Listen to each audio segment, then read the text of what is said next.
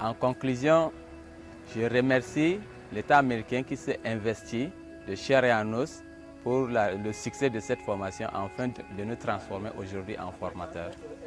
Et tous ceux qui ont utilisé toute leur énergie pour nous fournir cette connaissance aujourd'hui là où nous sommes. Oui, selon la recommandation de T3C, son objectif est d'aller sauver les victimes sur le terrain, pendant le feu de tir, jusqu'au traitement sur le terrain. Et dans ça, on a un algorithme qui est abrégé MARCH, M-A-R-C-H, qu'on est en train de suivre les étapes. Donc, dans MARCH, M, qui signifie hémorragie massive.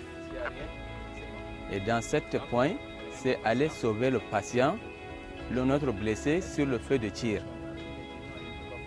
Et comme vous avez observé hier, sur le feu de tir, tout geste qu'on peut poser, c'est juste poser le garrot et retirer le patient, le blessé à l'abri.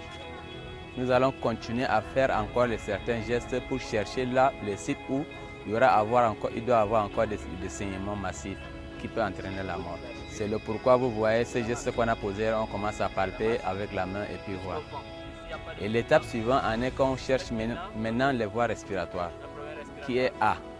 Et là, ça nous pousse maintenant à chercher s'il y a des obstructions ou bien des corps étrangers, ou bien si notre patient est en train d'avaler la langue. On cherche à libérer sa voie respiratoire. Après quoi, nous tombons directement sur le point R, qui est la troisième étape. Et dans ça, nous parlons de la respiration, c'est-à-dire on commence à fouiller le thorax pour voir si notre patient a des difficultés respiratoires ou bien il a une pénétration thoracique. Le point suivant en est, c'est le point C. Si notre patient a beaucoup saigné et il a perdu beaucoup de sang, il court un risque d'état de choc. Un peu plus le dernier point qui est le point H, notre patient risque de courir un risque d'hypothermie.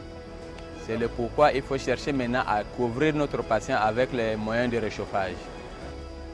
Oui, j'ai participé à plusieurs flintlocks. Entre-temps, dans les autres flintlocks, j'étais encore étudiant, stagiaire ou bien étudiant, je peux dire. Mais pour flintlock d'aujourd'hui, je viens comme un instructeur. Donc, je vois cette fierté et puis je suis très ravi d'être ici en tant qu'un instructeur aujourd'hui.